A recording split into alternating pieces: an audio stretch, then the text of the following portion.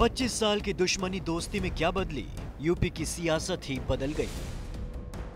मायावती अखिलेश को आरएलडी के तौर पर तीसरा साथी मिला।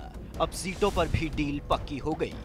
डील पर बेटा तो खुश है, लेकिन पिता अजीत सिंह खफा दिखे।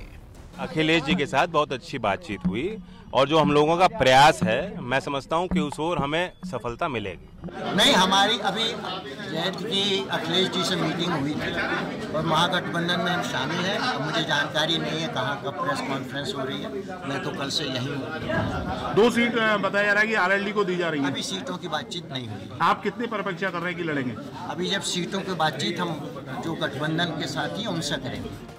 यूपी की 80 सीटों में से पश्चिम यूपी की 22 सीटों पर मुहर लग गई। यहां बीएसपी के खाते में 11 सीटें गई हैं। समाजवादी पार्टी 8 सीटों पर चुनाव लड़ेगी। आरएलडी को सभी सीटें इन्हीं इलाकों से मिली हैं। पश्चिम यूपी की सीटों की डील में बीएसपी ने बाजी मारी। सूत्रों के मुताबिक बीएसपी के खाते में नोएडा, गाजियाबाद, मेरठ, हापुड़, बुलंदशहर, आगरा, फतेहपुर सीकरी, सहारनपुर, अमरोहा, बिजनौर, नगीना और अलीगढ़ की सीटें गईं। वहीं अखिलेश की समाजवादी पार्टी हाथरस, कैराना, मुरादाबाद, संभल, रामपुर, मैनपुरी, फिरोजाबाद और एटा पर चुनाव लड़ेगी।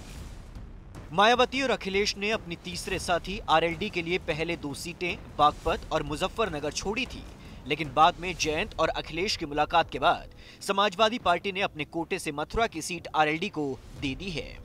अखिलेश जी के साथ बहुत अच्छी बातचीत हुई और जो हम लोगों का प्रयास है, मैं समझता हूं कि उस ओर हमें सफलता मिलेगी। यूपी के गठबंधन में बीएसपी और एसपी ने बराबर यानी 38 सीटों पर लड़ने का ऐलान किया था। अभी सिर्फ 22 सीटों की डील हुई है, 58 अभी बाकी हैं। अब ये देखना दिलचस्प है कि बाकी सीटों की डील में सब कुछ अच्छा रहता है या फिर सीटों की खींचतान चलती है।